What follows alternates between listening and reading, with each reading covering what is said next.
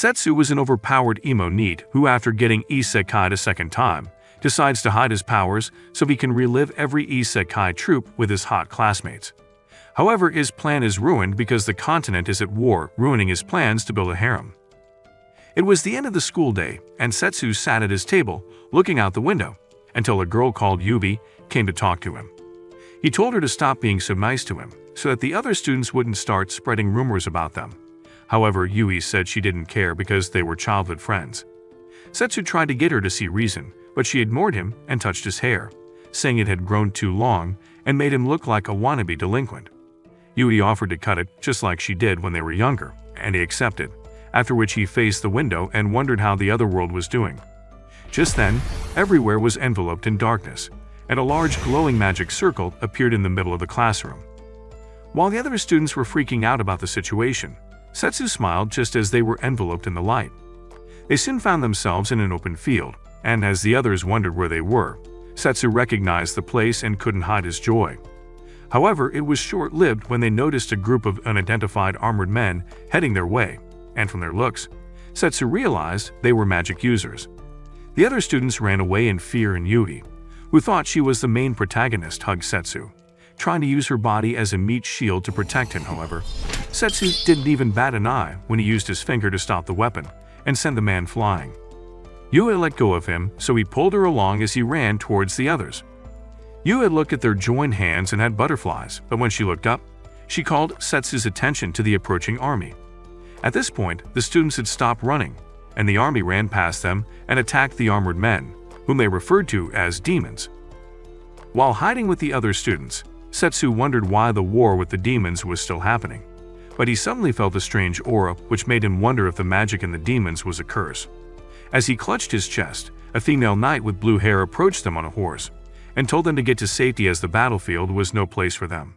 She was joined by a blonde-haired man, and together with other soldiers, they charged into the battle and took down the enemy. After the battle, the students were presented to the king, who welcomed them to the kingdom of Destinia and informed them that they were heroes summoned to defend them.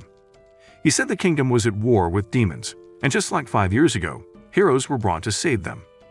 He claimed it was destiny, but the students looked confused, so the princess explained that during the war 5 years ago, a hero had been summoned from another world, and he was able to bring peace to their world. She told them she understood their confusion but begged them to help save their kingdom, which made the students wonder if the delusional woman thought they were the Justice League. However, since they would be kicked out of the palace, they had no choice but to agree, and as they left the throne room, Setsu promised Yuvi he'd keep her safe. The next day, the students started their training to become heroes, and when they tried to use magic, Yui was the only one who managed to use fire. Setsu watched them from the sidelines and was impressed with her abilities, but decided to explore the castle grounds when he ran into the blue-haired girl. He called her Elka, and she asked why he was being so formal with her, even though she was his superior officer. But Setsu smiled and told her he didn't give two fucks about her title, and said she was supposed to address him with respect. Elka claimed his cocky attitude reminded her of a hero she knew 5 years ago, but told him to return to his training, or she would have to force him to do so. He then challenged her to try her best, so Elka pulled out her wooden training sword and tried to attack him, but he stepped sideways.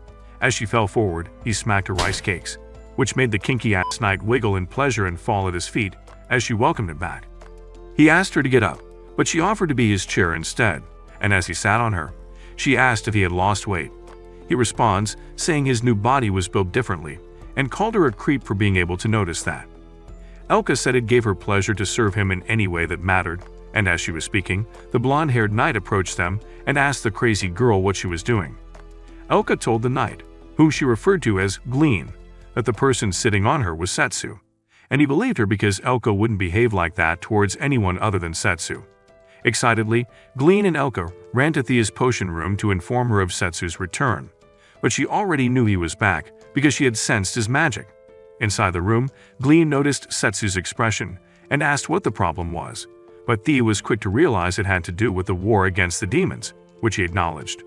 Elka then told him they also had questions for him and suggested they go somewhere else to talk. They went to the castle walls, and there Elka asked Setsu how he managed to return. But before he could answer, Glean asked why he looked like a goth drummer and why he disappeared right after the battle with Toma. Setsu claimed he had no idea what happened, and as he spoke, he remembered his fight with Toma, which happened right where they were standing. Setsu then told them that he was reborn in a different world with all his memories and magic power intact. He also added that he had no idea how he and his entire class were summoned, which made Elka say it didn't feel like a coincidence that they appeared right when the wars began again. Setsu then asked what happened to Toma, saying he might be the person behind the war. They had asked if the demons were being controlled by a curse, and Setsu said he felt it in her magic. He added that the only person capable of doing something like that was Toma.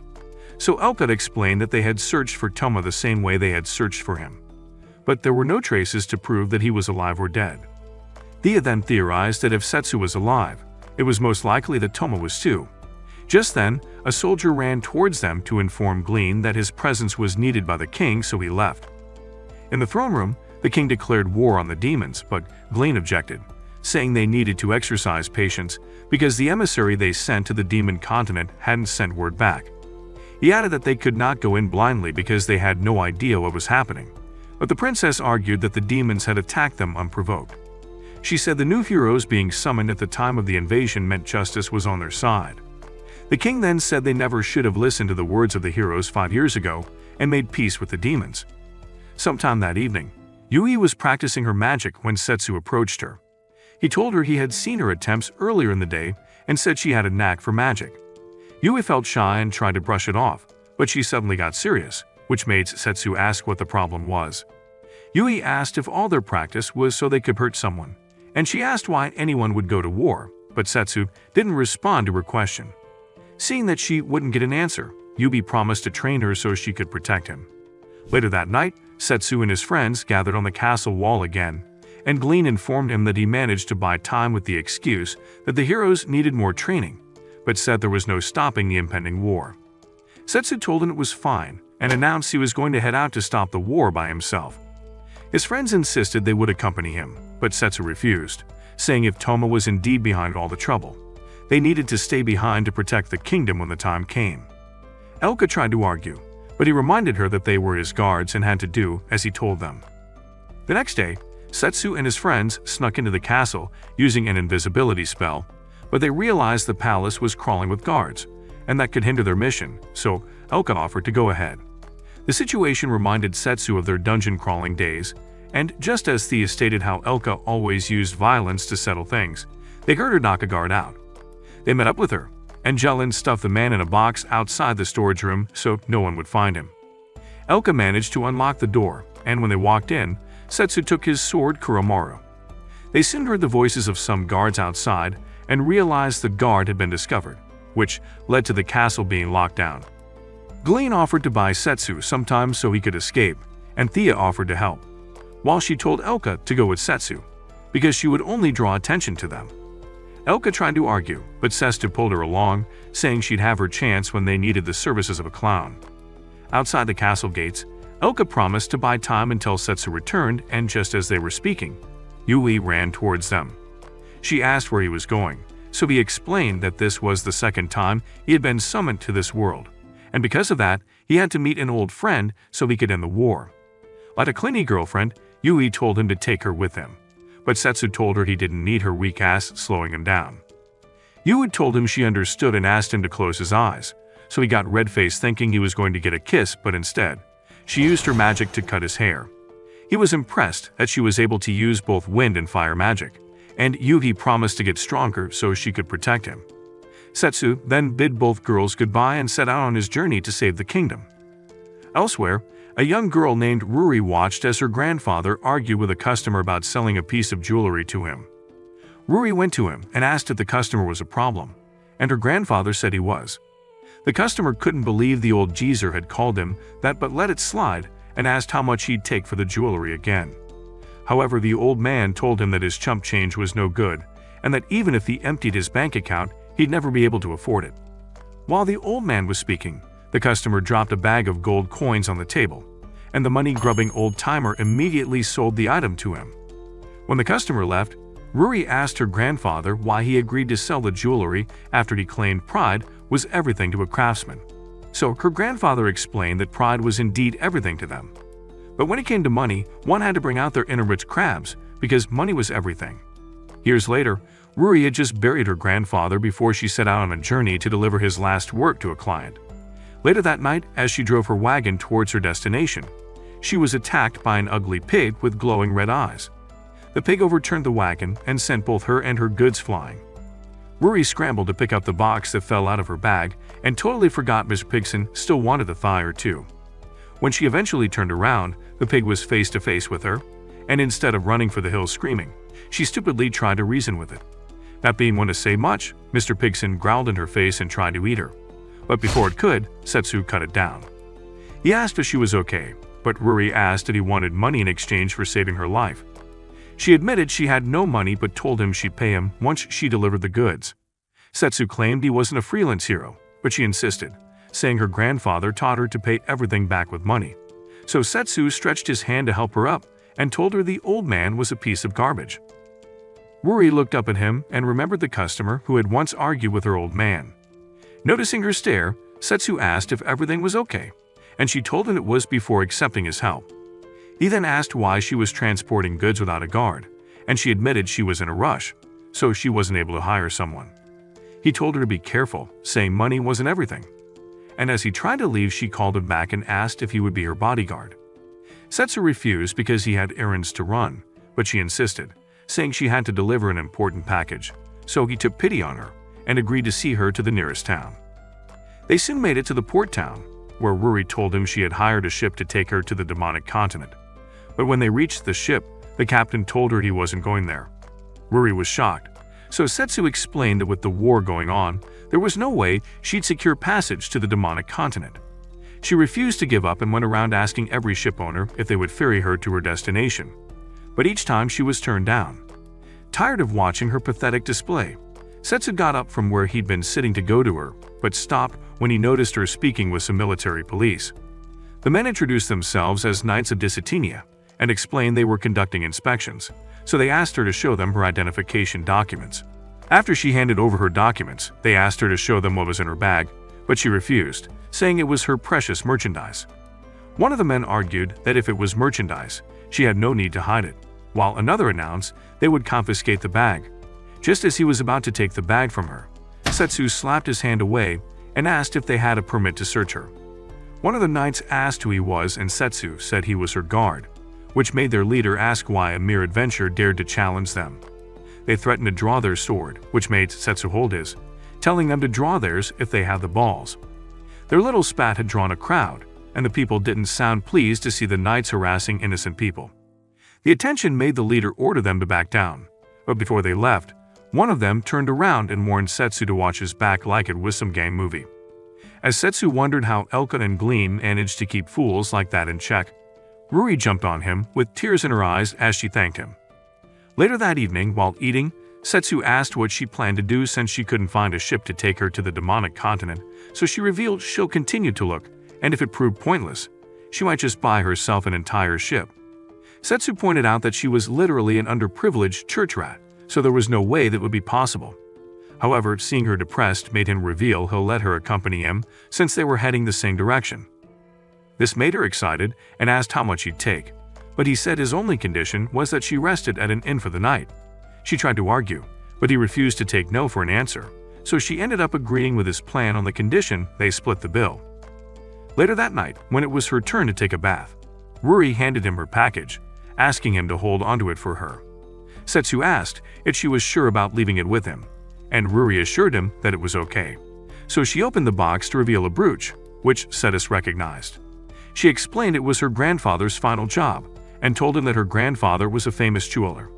She said one day, someone came to request the brooch be repaired, and even though he was sick, her grandfather made sure he finished working on it and entrusted it to her. Ruri added that as her grandfather's apprentice, it was her duty to deliver the brooch, so when Setsu took it from her, she stepped out and told him not to steal her money. Alone in the room, Setsu opened the box and touched the stone on the brooch, which glowed as a confirmation that it was the same one he had enchanted years ago. While they slept that night, the knights came to the inn looking for them, and it was clear the petty men had come to settle the score, because they told the innkeeper they were spies for the demon kingdom. Fortunately, Setsu sensed their presence, and by the time the guards came into the room, they were already making themselves scarce through the windows. The guards were surprised and went after the two, who they chased around the town until they were cornered by the edge of the sea. Seeing that they were screwed, Ruri asked if he was going to split the sea like Moses. The knights soon reached them and asked Setsu to surrender, but he teased them, saying if they had what it took, they should come get them. Ruri asked why he was provoking them, but he told her it was time to go and lifted her once more. Setsu turned towards the sea and leaped off the edge of the wall, so Ruri screamed in surprise and was sure they would die until a sea dragon came out of the water for Setsu to land on. He called the dragon Levia and apologized for calling on her so late, but promised to explain everything after it had taken them to the demonic continent. The dragon let out a loud cry and started moving, leaving behind the three stunned knights. As they moved along the sea, Ruri realized that the dragon was Leviathan, the god of the sea, and wondered who Setsu was to have such a connection with the god of the sea. Soon enough they could see the shoreline of the demonic continent, but when they landed, an excited Setsu and a worried Ruri watched as Levia battled a giant squid. Setsu cheered Levia on as he enjoyed the kaiju showdown, and when she asked him for help, he just laughed at all the ink the squid sprayed on her. When the fight ended, Levia took on her human form, and Setsu introduced her to Ruri. The high and mighty dragon told Ruri she should feel honored to be in the presence of a god before turning to Setsu and asking why he hadn't helped her. Setsu told her he believed she would do well on her own, and added that he was also excited to watch a kaiju battle up close. Levia couldn't believe his audacity and told him he must have balls of steel because he ghosted her for 5 years, only to call her up in the middle of the night, used her as a ship, and now he left her to battle a stupid squid. Before Setsu could answer, Ruri called their attention and asked what they wanted to do with the giant squid, so Levia told her Setsu would handle it. He ended up making deep-fried squid with the remains of squid, and as they ate, Levia pointed to the mountains and said that was where the demon lord's castle was. Setsu then told Ruri that he also had business with the person she was supposed to deliver the package to, and Levia said she remembered Dez's, mentioned that she was sending her brooch to be fixed, which made a surprised Ruri ask how Levia knew Dezastel Sereno. Levia explained to Ruri that Dez's was the demon lord herself, shocking Ruri so much that she turned paper white. Levia then announced her job was finished and stood to leave, but Setsu asked if she wouldn't be joining them.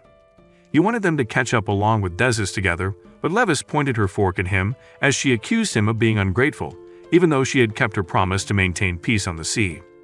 She was pissed he only saw her as a free Uber, and the fact that he brought another woman with him but still wanted her to tolerate his audacity. Just as Setsu tried to justify his thoughtlessness, he felt a tug on his shirt. When he turned around, he saw 3 demon children, and one of them asked if they were having a lover's quarrel. Another one told him that as a man he had to apologize first, no matter what happened, and the last one said Setsu was too dense and stupid to understand women's feelings. Tired of getting browbeat by little kids, Setsu stuffed their mouths with squid rings. The kids loved it so much and ran in circles around him, as they asked him to make some for their parents. And to Setsu's horror, Levia told them they had plenty of squid left, so he'd make enough for everyone. So the kids helped Setsu wheel a squid to the village as they chanted squid rings excitedly. Meanwhile, in the village, the adults lamented their inability to go fishing because of the squid, and to make matters worse, the human merchants stopped coming to supply things because of the war. They were sure they would run out of food because they couldn't go fishing, so one of them suggested the entire village head out and fight the squid. Just then, Setsu interrupted them and asked if he could leave the remains of his squid there because he'd cook it up soon. The adults were so surprised the monstrous squid came back as food, and to show their appreciation to Levia, they threw a grand party and fed her their best food and drink. From her seat on the stage, Levia teased Setsu, who was bringing out his inner Anthony Gordon. He then made a show of slicing up the squid before tossing it into the pot to cook. From the top of a hill, the head of the demon lord's personal guard, Vlad, saw the lights in the village and thought they were under attack by humans, so he pulled out his sword and ran to the village. In the village, Levia approached Ruri, who acted as though she was drunk, and when Levia asked if she was, Ruri assured her that she only had juice. Ruri then invited Levia to sit and chat with her, and as she sat down, Ruri asked how she knew Setsu. Levia told her that during the war Setsu tried to pass through the ocean without permission, so she fought him, and when she lost he demanded she help him finish the war and dragged her around. But the real truth was that she had gone on a rampage, and Setsu had beaten some sense back into her. When Ruri asked how they met the demon lord, Livia referred to Setsu as the hero, and that was when Ruri realized she had been traveling with Destinia's hero all along. So she started freaking out as she wondered why he had agreed to be her guard. So Livia had explained that Setsu is usually modest, and that she's sure he is secretly into surfboard Lolas. Ruri then pieced together that the reason there were fewer accidents on the sea was because of Livia, which she confirmed by saying that she promised Setsu to maintain peace on the sea. She then turned to watch Setsu as he sold the squid, and from the way she looked at him, Ruri concluded she was in love with Setsu. Livia denied it by saying there was no way a god would fall for a lowly human, and this was proof she hadn't been keeping up with Zeus and his brothers.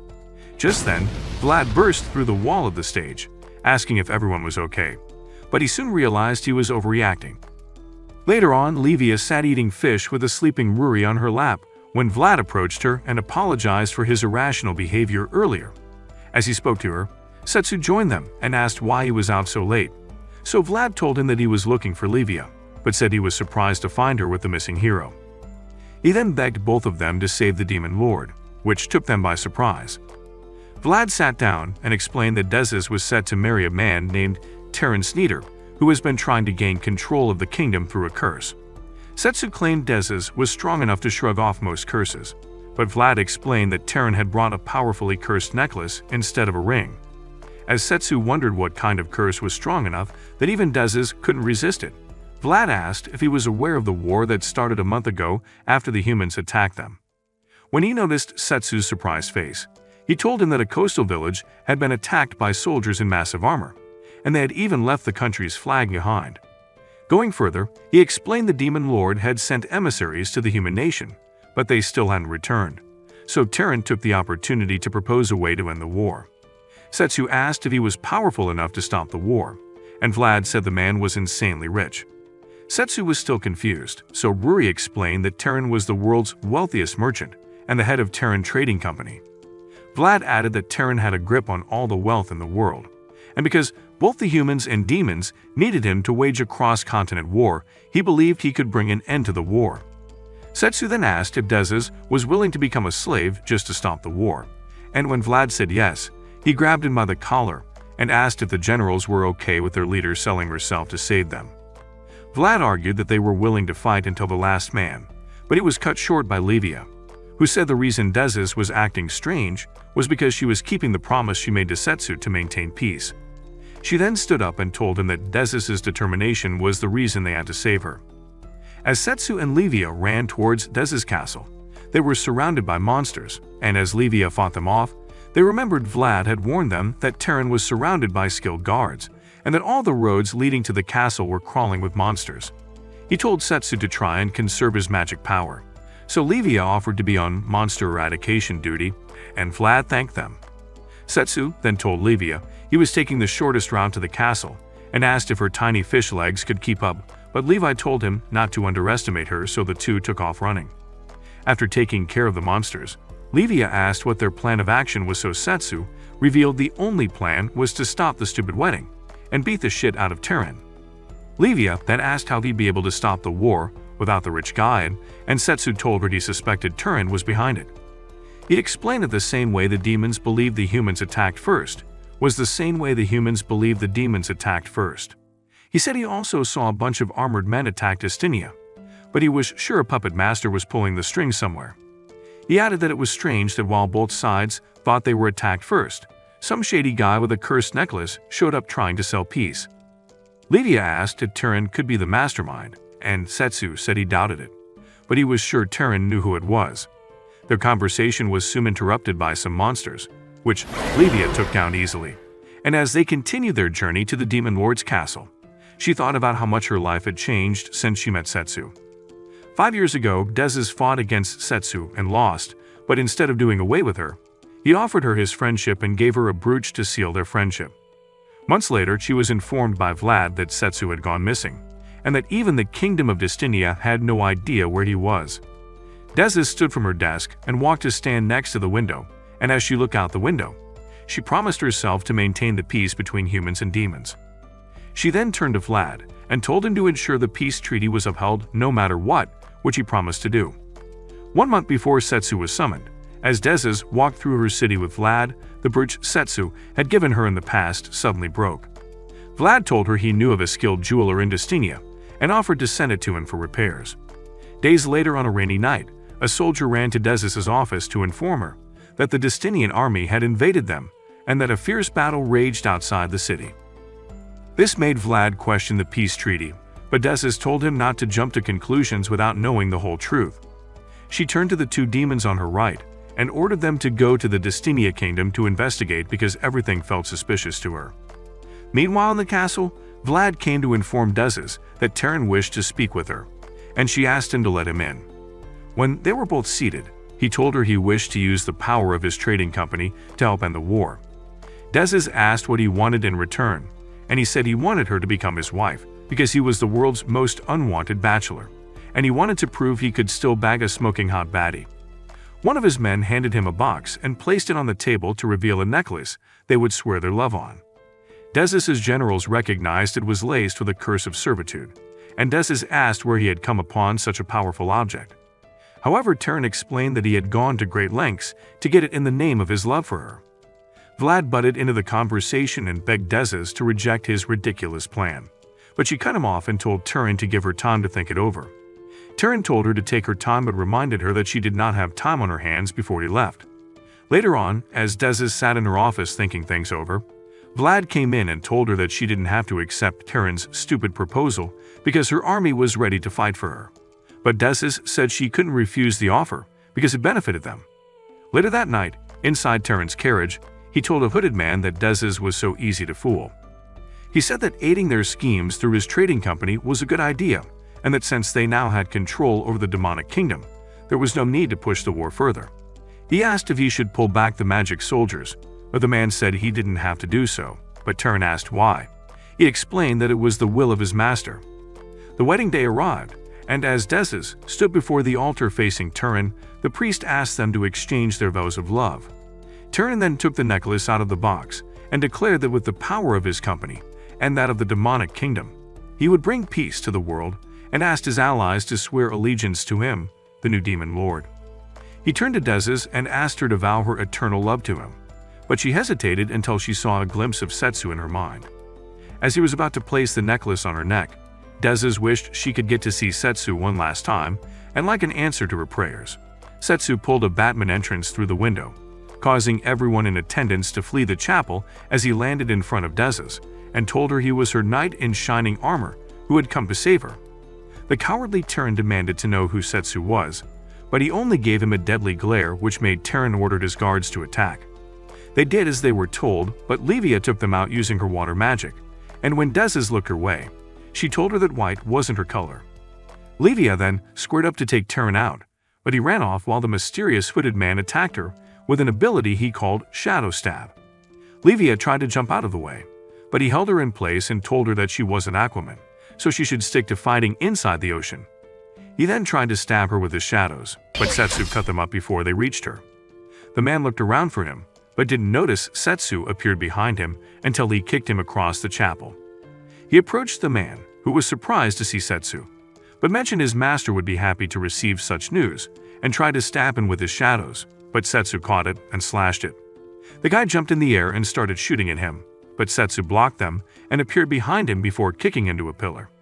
Setsu asked why he wasn't fighting back, so he explained they would settle their score later because he had to go report to his master, and before Setsu could react, he broke the wall and escaped.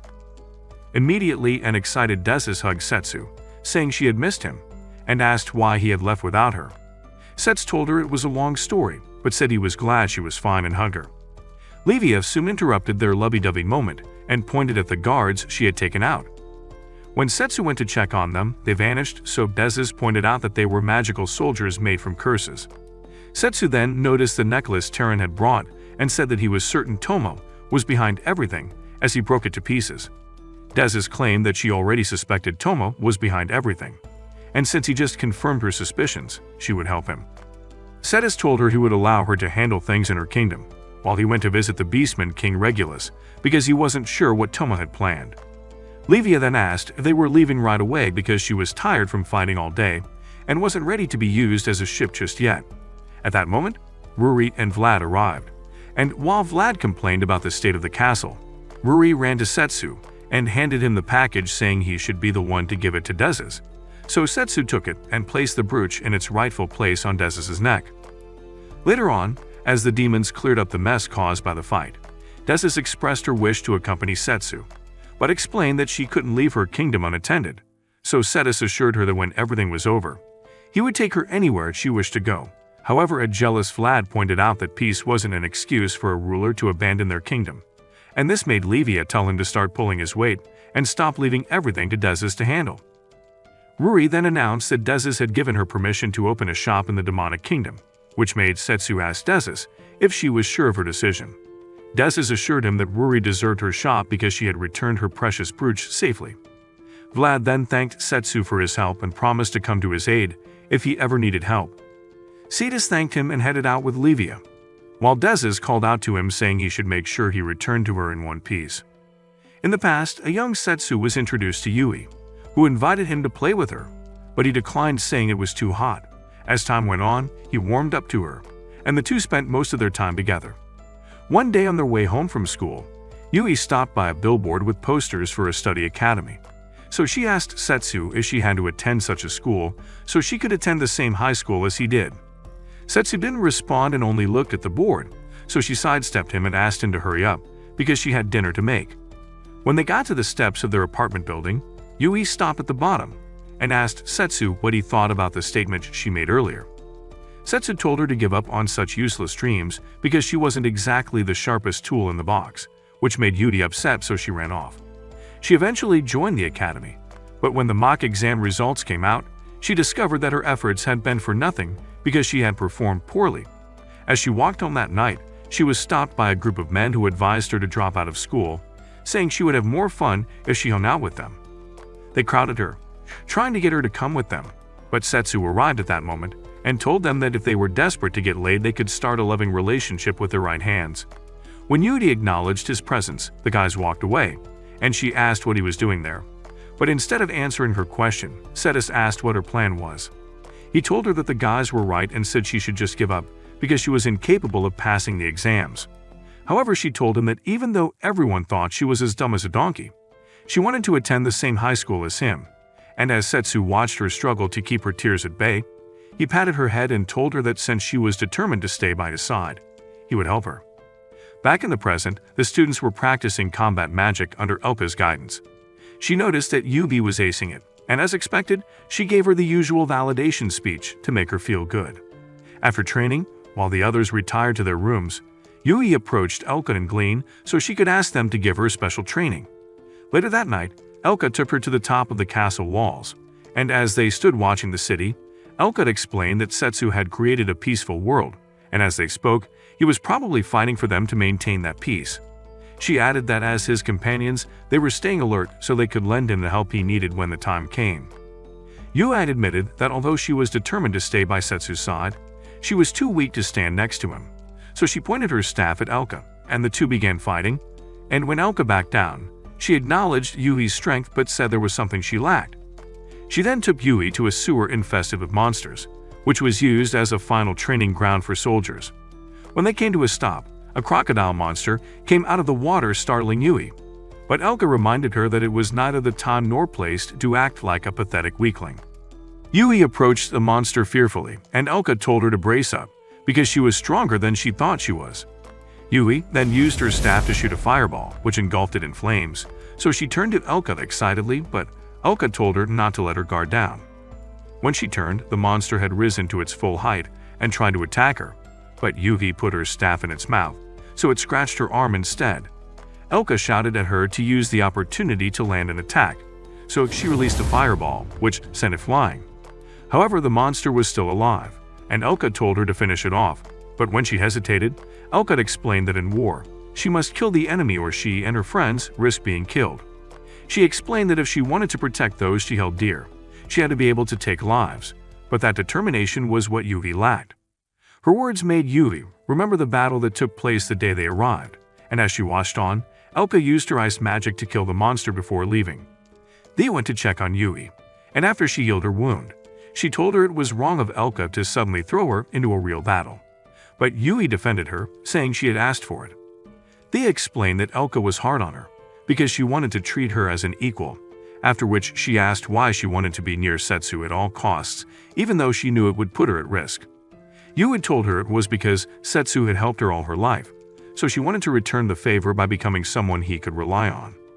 Thea wished her good luck, and when she stepped out of Yui's room, she told Elka, who was waiting outside, not to worry because Yui was strong. Ella said she knew that already, but she was worried that if she fought along with them, she might have to face a lot of dangerous situations. Later that evening, Glean found Yui standing alone by a corner, and when he went to speak to her, he told her that hesitating to take a life was natural.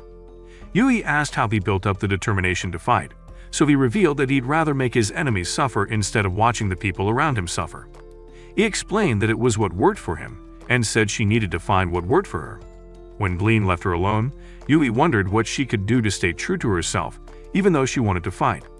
During their next training session, her fire magic burned brighter and stronger as it left a hole in the ground, surprising everyone. That night, Yui took Elka to the sewer and asked her to watch her determination. So this time around, when the monster emerged, she took it down with one large fireball. Elka was impressed, but Yui made her understand that she didn't kill the monster and only incapacitated it. She said she was determined to never take a life, but she would make sure she never lost either. Elka smiled and said that was the same thing Setsu would say, but reminded her that she needed an astounding amount of power to pull off what she intended to do, so Yui promised to get stronger, in order to protect everyone she cared about. Days later, Glean assembled the students to announce that the king had issued a decree and they would soon head for the demonic continent. He told them to prepare themselves physically and mentally before dismissing them. The students left the throne room, but Yui stayed back and joined Setsu's friends at the top of the stairs. Meanwhile, in the demonic continent, Setsu and Livia hitched a ride on a wagon, and as the wagon moved along, Setsu asked Livia, who was busy stuffing her face with cookies, why she was so relaxed. The unbothered god told him they had nothing to do except chill until they got to the Beastman continent. Livia reminded him that once they got off the wagon, she would be on boat duty, so he had no right to complain. Sadis argued that the war had stopped the boats from going out and asked why she couldn't use teleportation magic to make their journey faster. However, Livia said teleportation magic was a hassle, which took years to master and a large amount of magic power. She then said she needed to be compensated properly for helping him out and stretched her hand to collect his box of cookies. However, the wagon suddenly stopped, and two demon girls got in the back with them. When Setsu saw the older girl, he was surprised, and when Livia asked if he knew her, Setsu called the girl Crybaby Alazi. The wagon continued moving, and Setsu introduced the girl as Alazi Ifril, explaining that they traveled together for a while the last time he was summoned, but Alazi claimed she was actually his top student. Although he denies this, Alazi reminded him that he taught her the fundamentals of combat every night, which made Livia ask what kind of late-night activities they were engaged in. Before he could answer, the second girl cut them off, which made Livia ask who she was, so Alazi introduced her as Amel, who then added that she was her little sister. Alazi then asked where he had been for the past 5 years, so Setsu explained everything, and after his story, he invited Alazi to tag along like the old days, but she declined the offer, saying she had an issue to resolve. When Ano mentioned it was her fault, Alazi explained she'd been taking on jobs to defeat monsters as part of her training, and one day she took on a job to slay a dragon for a village. As she spoke, she had a flashback of how she met Amel in the village. While they shared a meal, Amel revealed that she wasn't from that village, but the man she called brother had found her 2 years ago and welcomed her into his home. She told Alazi that since the dragon appeared, she had not seen her brother, so she was all alone. After listening to her, Alazi told her that once the issue with the dragon was resolved, she planned to settle in the village since she was tired of moving from one place to another. Amel was so happy and volunteered to accommodate her, so they hit the big sister relationship pretty early. Back in the present, Setsu asked if the dragon had killed Amel's brother, but Alazi said that wasn't the case. She explained that every time the dragon attacked, villagers went missing, but whenever the dragon left, they found no trace of a struggle or battle. She further explained that since she thought it was a normal dragon attack, she took a bold step and disabled the wards, so she could lure the dragon in and take it out once and for all. But when the dragon came, she fought with it, only for it to disappear when she tried to go after it. Isekai'd narrated how she returned to the village, but when she got there, the remaining villagers were gone, and only Amel remained, so she decided to take her with her. And that was how they ran into Setsu and Livia. She then asked Setsu if the situation sounded familiar to him, but he said this was the first time he had heard of a kidnapping dragon. However, he was willing to help, and since Livia was on board, Amel was so happy that she thanked them, but specifically referred to Livia as Mrs. Setsu, which made the god gag. As the journey continued, Livia came up with stupid theories about how the villagers had all turned into zombies. Setsu pointed out that if that was the case, the village would not be empty, so the smart-ass could assume that they were air zombies who turned invisible, proving once again that her brain was composed of mainly salt water. Setsu then asks her to explain the dragon's involvement, to which she responds by saying the dragon was also a zombie, and this made Setsu knock her in the head and told the idiot god she needed to drain the seawater, affecting her thought processes as soon as possible. Livia wasn't ready to give up, so next she assumed that it was probably a siren, because sirens were known to draw people to their deaths by singing. However, Setsu reminded her that the village was on a mountain. Livia argued that the siren may be a food lover who happened to live there, and just as he was starting to see her point, Amel pointed out that sea creatures had a particular spell. When they looked at her, she covered her mouth before saying Livia's rotten fish cologne wasn't too bad, making her sniff herself. Ignoring both of them, Setsu said the culprit was without a doubt an alien, but the girls had never heard of aliens, so he explained that they were creatures that came from the moon in flying saucers to kidnap humans. Before he could complete his explanation, Livia bitch slapped the delusional idea out of his head immediately. Livia then asked why the dragon didn't use magic to make Isekai'd disappear, but their wagon came to a stop, and the driver told them they wouldn't be able to go on until the water settled. Livia asks Isekai'd what she would do after she makes it to the city, so she told her that she would return to the village to find more clues. This prompted Setsu to ask why the dragon kept attacking over and over, so Livia surmised that it might have been drawn to them by magic, and explained that dense magic attracted monsters, so if someone tried to use powerful magic inside the village, monsters could be attracted to it. Setsu then asked the probability of the villagers being transferred using teleportation magic, since they were assuming magic was involved. His theory was that the dragon appeared after people had vanished, which was why there were no signs of struggle. With his explanation, Isekai'd proposed the only option would be to search for the magic user, who must be close, so Setsu told her to ask the user personally. He added that transfer magic required years of practice, and 2 years ago Amel wasn't in the village, so it was safe to say she took her time to master it. Amel argued that she was innocent, and Isekai'd defended her, saying she was also a victim. Setsu reminded her that she was the one to mention that sea monsters had a unique smell, which meant that even with Livia's ability to mask her power, she was still able to tell she was from the sea. That was when Amel suddenly transformed from a scared little girl to a whole-ass dragon and attacked them, but they dodged. Setsu and Livia fought her off, but Isekai'd on the other hand seemed down because earlier on she had prided herself on being Setsu's top student, but she wasn't able to solve the issue right before her eyes.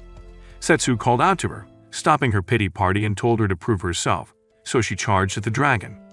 Setsu backed her up, and when the dragon slipped, Livia channeled water into his sword, which he used to slash at the dragon, allowing Isekai'd to stab it and destroy it, causing it to vanish into small balls of light.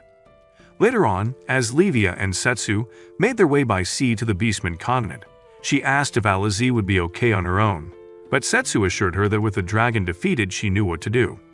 Back in the village, Isekai'd went to Amel's house, and as she looked around, she heard Amel's voice behind her, which startled her.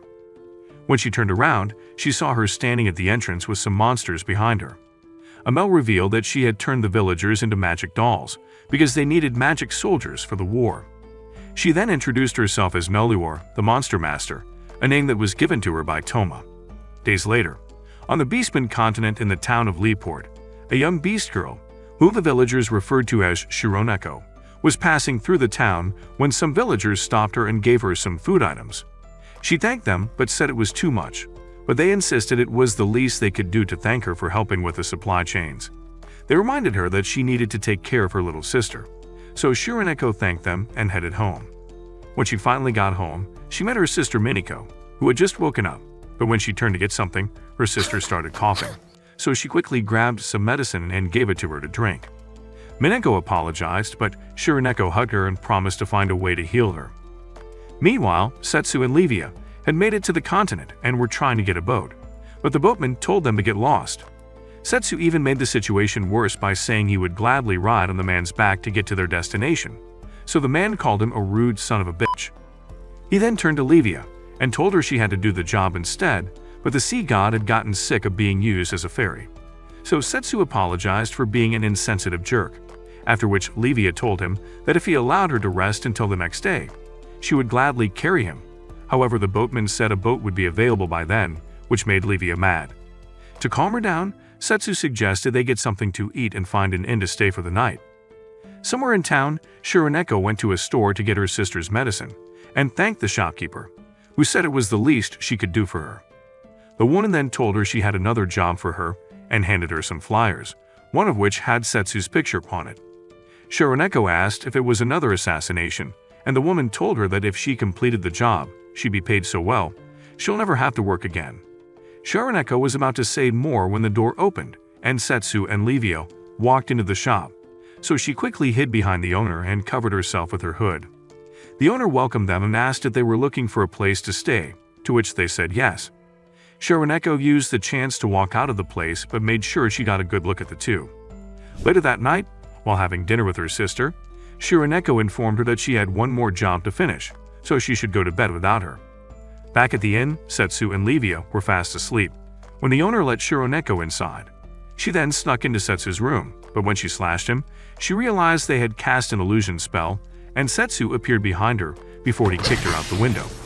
When he jumped down, he asked if she was one of Toma's people, but she claimed she had no idea who he was and that all she knew was that she had to take his life. Shironeko then did a partial beast transformation and shot a fireball at him, but Setsu surprised her by slicing through it. When she tried to move back, he came at her and slapped her into a stall, which knocked her out. When Setsu and Livia got closer to her, they noticed she was glowing, so Livia asked if it was cursed magic, and Setsu confirmed it. When Shironeko woke up, she was back home, but Setsu and Livia were there too. She got up immediately and tried to attack, but she was stopped by her sister, who said Setsu had found her unconscious and brought her home. Shironeko knew that was a bold-faced lie, but Setsu signaled her to keep quiet. He told her he understood she took on dangerous jobs to help her sister, but said her sister wasn't sick at all. He then approached Mineko and used a light spell on her necklace, which released a dark aura, shocking both girls, so Setsu explained that it was a powerful curse. Livia tried to bring up Toma again, but he stopped her, saying they needed to find a way to save Mineko. Shironeko begged him to save her sister, saying she would do anything he asked if he did, but Setsu assured her that her sister would be fine. He turned to Mineko and told her to lie down before summoning a sword he called Gluttony, which he ordered to devour the curse. While it was doing that, the innkeeper threw a blade at Setsu, but Shironeko stood in front of him and got hit instead. The woman called her an embarrassment and said she would be taking Setsu with her, but Livia used a water spell to blast her out of the way. She told her it was bad manners to ignore someone, so Setsu asked if she could handle her, because she was very strong. Livia told him not to forget who she was and proceeded to fight the woman, who created shadow clones and tried to attack. However, Livia used seawater to take them out, before delivering the final blow to the woman. She then asked her what Toma was after and promised to let her live if she spilled the tea, but the woman said it was beneath her to beg for her life. Shironeko joined them and asked why she was living such a life, but the woman told her that she was a pathetic weakling who couldn't execute a simple task like ending a washed-up hero. Livia told her to shut her venomous mouth, but she laughed and revealed that Toma's goal was to become a god and destroy all the species of the world. Although Livia claimed that it wasn't possible, she said nothing was impossible for Toma before breaking a jewel that enveloped her in a bright light, and when the light disappeared, she was gone. Shironeko was looking at the empty spot with tears in her eyes when Mineko ran to her, and the two sisters hugged each other as they cried, while Setsu held up Mineko's necklace and said it was the same one Turin wanted to give to Dezes. The next day, Livia complained about how tired she was as they made their way downriver on a boat. While they spoke, Setsu noticed Shironeko and Mineko standing by the side of the river and asked the boatman to stop next to them. The two girls begged Setsu to take them along with them, saying if he was going to fight, they would be of great help, but Setsu first turned to Livia, who gave her nod of approval, so he told the girls they could join them. In Regdom, the Beastman capital, the king was in a meeting with his generals, who were at odds with each other on their stance about the ongoing war. As the generals argued like old maids, the king called Ro's attention to a sound he heard and she ran off. Meanwhile, outside the castle, Setsu was trying to convince the guards that he knew the king personally, but they refused to let him in. Shiraneko and Mineko tried to help, but it was of no use, and just when Setsu decided that he'd break in, he noticed Ro falling from the top of the castle shouting his name. She landed on the guards, knocking them out before she hugged Setsu, saying she missed him. As she hugged him, she released her claws, but Setsu was quick and took her down. Ro said she didn't expect less from her future master, but Setsu told her that he'd rather go adopt a skunk than be her master. While the two bickered, Shiraneko and Mineko wondered if Ro was the Beast King's daughter. As they walked side by side, Ro asked why he didn't come to see her when he returned, and Setsu told her a lot had happened while he stroked her chin, so Mineko told them to get a room as their raging hormones were suffocating everyone. Before they reached the door, it burst open and an excited Regulus jumped Setsu, who flipped him over. The girls stood watching in amazement because they couldn't believe their high and mighty king just had his ass handed to him by a puny human. When Setsu looked inside the throne room, he noticed the generals were out cold and said some things never changed. Inside the throne room, the king declared they would have a duel and then a feast to celebrate Setsu's return. But Setsu said he had urgent matters to discuss with him. Regulus asked if it was because of the war between demons and humans, so Setsu explained that Toma was behind it and he planned to kill everyone. Regulus wanted to go with him, but Setsu said Toma might try to stir shit up in the Beastman continent, so he needed to stay back in case he was needed. Ro then volunteered to take her father's place, but when Regulus tried to protest, Ruga, the commander of the Zu Dorado army, interrupted him. He said demons and humans were their enemies, and they too were at risk of an invasion, so they couldn't spare people to help Setsu. Regulus agreed but reminded him that Setsu was his comrade, which made Ruga ask if they could trust the so-called hero who disappeared years ago. Ro defended Setsu, saying he was trustworthy, but Ruga argued that just because he returned didn't mean they could go back to the way things were. To settle the matter, Regulus decided to go old school, so Ruga challenged Setsu to a duel, as is the culture of beastmen. Regulus then announced that he would officiate the duel and that whoever won would become Ro's betrothed. Setsu tried to explain that he had no plans on marrying the aggressive surfboard, but Ruga told him he would wait for him at the arena by noon the next day. Later in the day, Regulus apologized to Setsu for dragging him into a duel, but explained that was the only way to convince the muscle-headed beastman. However, Setsu was still in disbelief that he had happily thrown him under the bus to please them. But Regulus told him that if he won he'd get military support and Ro as a bonus. That night, Ro went to see Ruga to make him understand that he didn't stand a chance against Setsu. Ruga said he knew that, but his pride as a beastman wouldn't let him back down. He also revealed that he had a good fighting chance, because of the magic rune tattooed on his arm, which converted strong will to strength, so he'd do whatever it took to protect her. The next day at the arena, Setsu and Ruga faced off against each other, and as they fought, Ruga used a skill called Flying Claw, but Setsu caught it and sent it back to him. He then asked Ruga to stop playing and fight him for real, so he went full beast, but he was still no match for Setsu. Setsu then told Regulus to call the match and let him take Ro with him, but Ruga felt insulted at his dismissive behavior, which caused his rune to glow and caused him to go berserk. He attacked Setsu, so Livia threw his sword at him, but when he cut off Ruga's arm it grew back. Ro ran towards them, but Setsu stopped her, saying if she got too close, it would be dangerous. She said she had to take him down as a proud beastman warrior, so Setsu agreed to fight with her. Before he could summon Gluttony, the arena became foggy and Ruga's head disintegrated, and in its place stood an illusion of Toma. He told Setsu he had missed him, and went on to give him a whole speech like a toxic obsessed ex about how when he planned to wipe out the world, leaving behind just the two of them. Ro interrupted him, and when he tried to get rid of her, Setsu stopped him, which only made Toma angry that he'd defend a lowly and ugly woman. He then informed Setsu that Destinia had begun their invasion of the demonic continent, and told him that by the time he got there, it would be too late before he vanished. After Toma disappeared, Ruga's headless body fell to the ground, and it began raining. In the throne room, Regulus apologized to Setsu, but he told him that it wasn't time to get sentimental, and said he'd head back to the demonic continent to stop Toma. He promised to provide him with a ship for the journey, and would send his army after him. Meanwhile, Ro was still in the arena, so Setsu went to ask how she was doing, and she told him she couldn't get sentimental because they had important things to take care of. 10 years ago, Setsu and Tomo were summoned to the kingdom of Destinia, and the king declared they were God-sent saviors of their nation. The people gathered in the throne room began calling them heroes, which made Setsu call them crazy.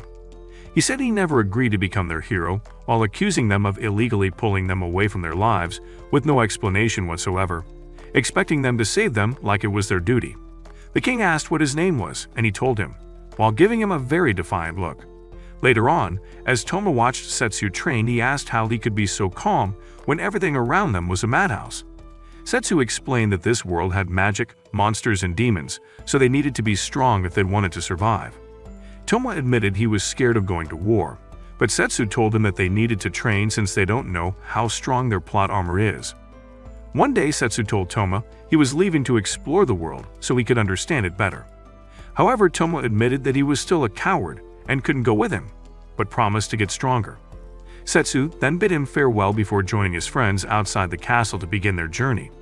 Time passed and Tomo was given the title of Silver Hero by the king for his accomplishments in battle. After earning his title, Tomo led a raid on a temple, but before he could leave, a bright light shined on him from the altar, and a voice told him that the weak ones didn't deserve to exist. The voice said it could see into his heart and knew his true desire, which made him turn around. The voice told him that it could grant him all his desires and all the power he needed. So completely entranced by the voice, he reached out and took the necklace from the statue. Next thing he knew, he woke up to find his soldiers lying dead around him, and as he walked in the rain, a knight approached him with news of the peace treaty.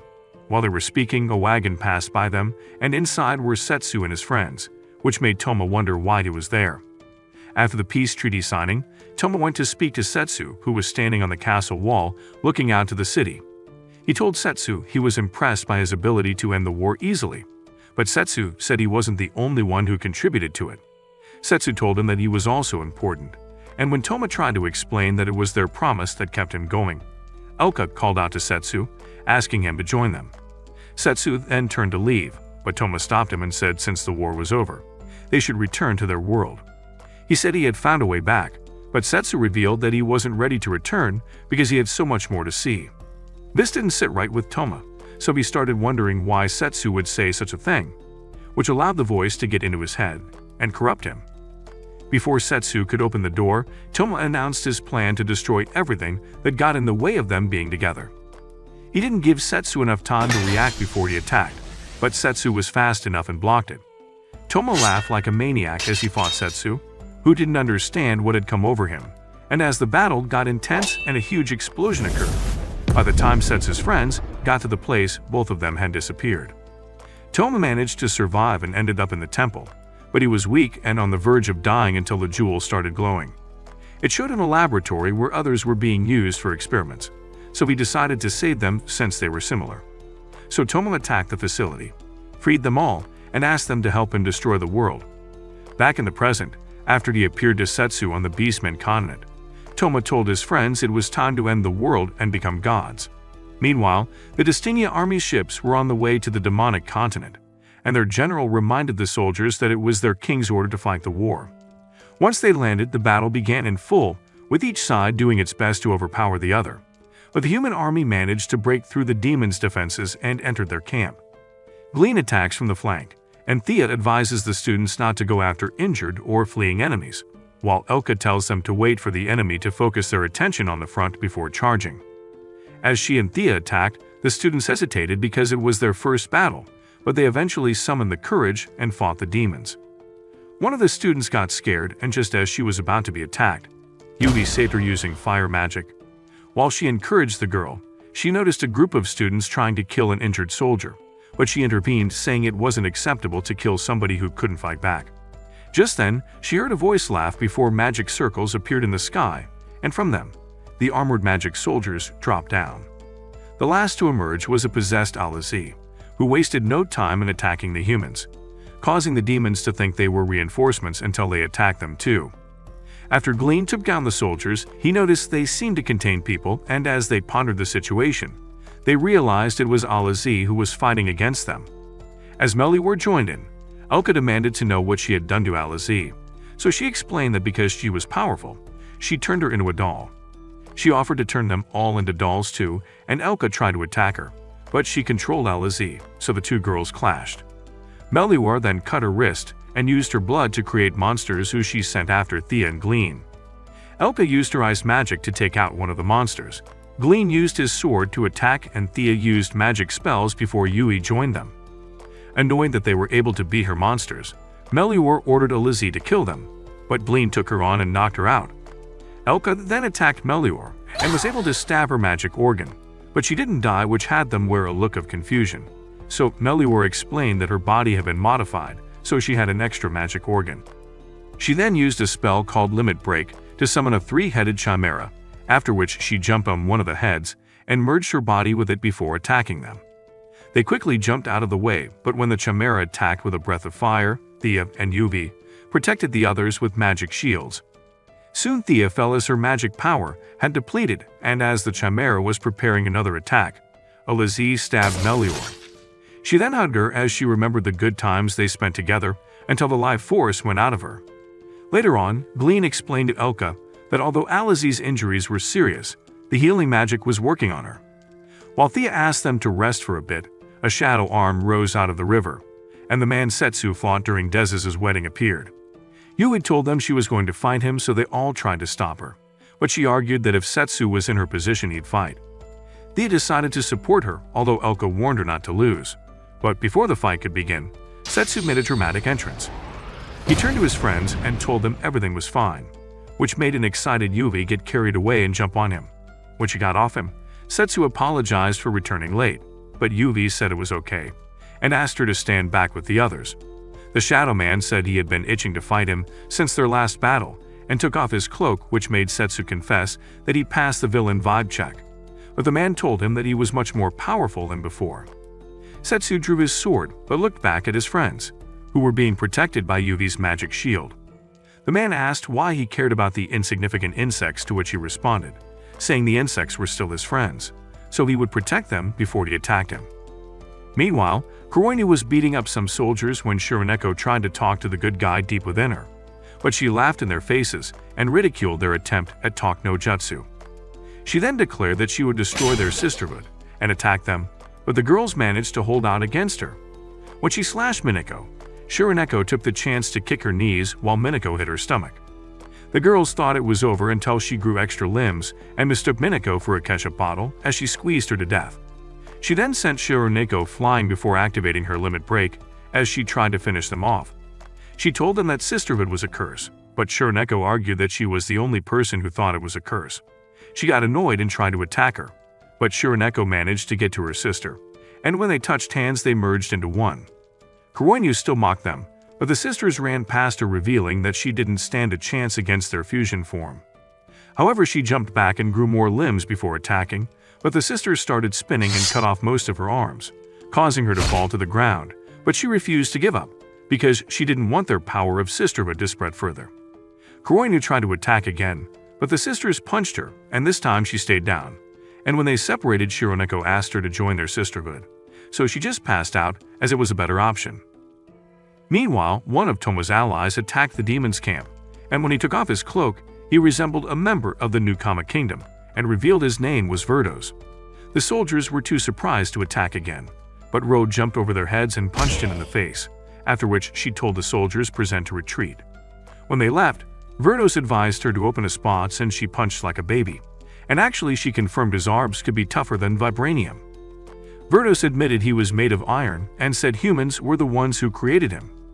He explained how Toma saved him, and this only pissed her off, as she calls Toma a madman who wanted the destruction of the world. Verdos said there was nothing wrong with that, and told her that everyone would die just like Ruga did. This angered Ro, so she kicked him and hurt her knee in the process. But as she activated her powers, she promised she would keep hitting him until he broke. Verdos then unleashed his true powers and dissolved his body into tiny molecules, which turned into iron pellets. As Ro watched, the pellets hit her from all angles, causing her to cough up blood and fall. Verdos believed she was dead and turned to leave, but Ro got up and charged up before attacking him. Verdos strengthened his body as Ro rained punches down on him, but he didn't expect her to break through and cause damage. He then produced spikes from his body and impaled her, but Ro broke them off before punching through his stomach and falling to the ground.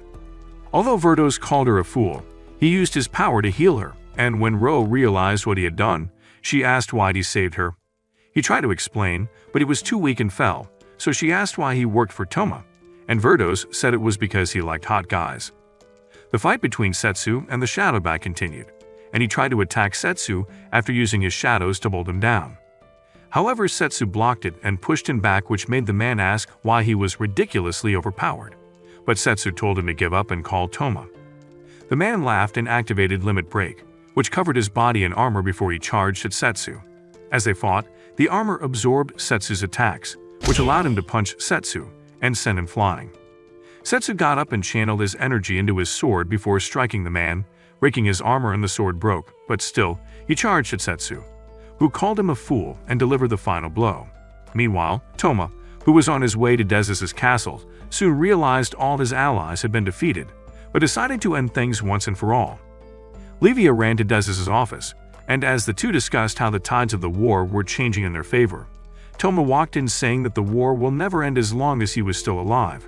At the same time, Setsu made it to the palace and ran to check up on his friends, which made Toma jealous. But he believed everything would change when it was only both of them left. Setsu then charged at Toma, who matched his strike with his sword, and as they fought, Toma threw a lightning bolt at Setsu, and as it broke the ceiling and cracked the sky, Livia admitted that they were on a different level. Setsu then asked Toma if he was done warming up, so Toma attacked him again with some energy blasts that Setsu used his sword to hit away. Toma floated down behind him and used his sword to send more attacks at him. However, Setsu wasn't able to dodge in time and got hit. Toma teased him by saying he was rusty, so Setsu decided to get serious. The two charged at each other again, but Setsu disarmed Toma and then dropped his sword before punching him in the face.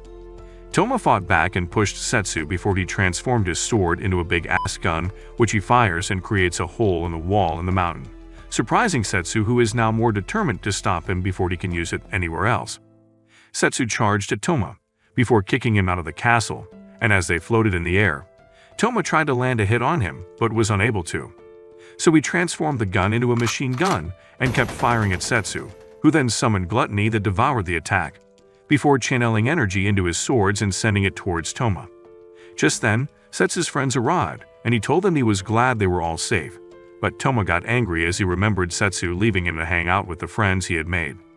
As he charged his magical energy, Setsu realized that the energy wasn't coming from Toma, and recalled that it was the same way the first time they had fought. Toma then declared that he would settle everything, and decided to sacrifice his life to gain more power. When he settled down, his weapon had changed, and Setsu realized he had used Limit Break.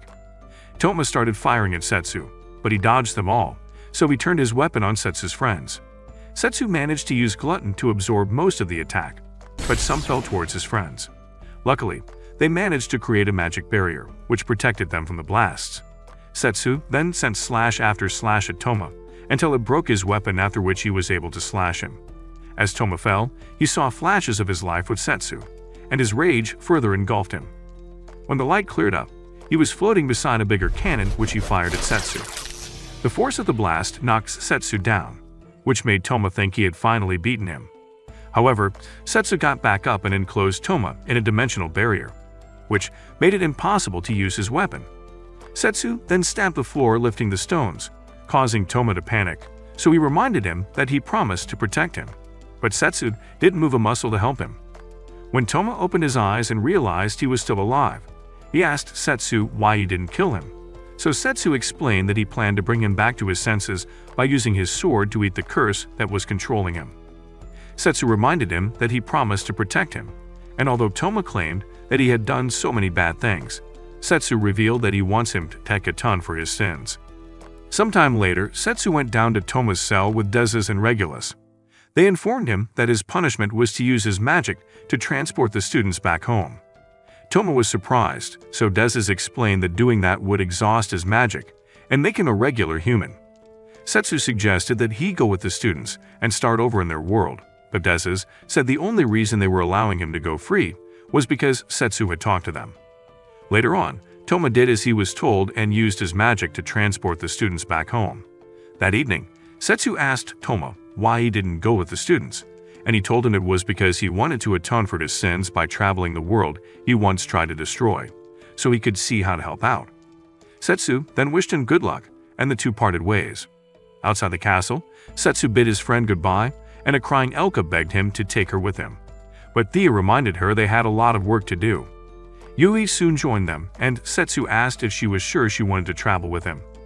Yui told him she decided to always stay by his side, and intended to do just that, so the two set out together and traveled to different palaces. If you've come this far, let's confuse the fake fans by commenting Isekai'd. Also, don't forget to like this video and subscribe to our channel. See you guys in the next video.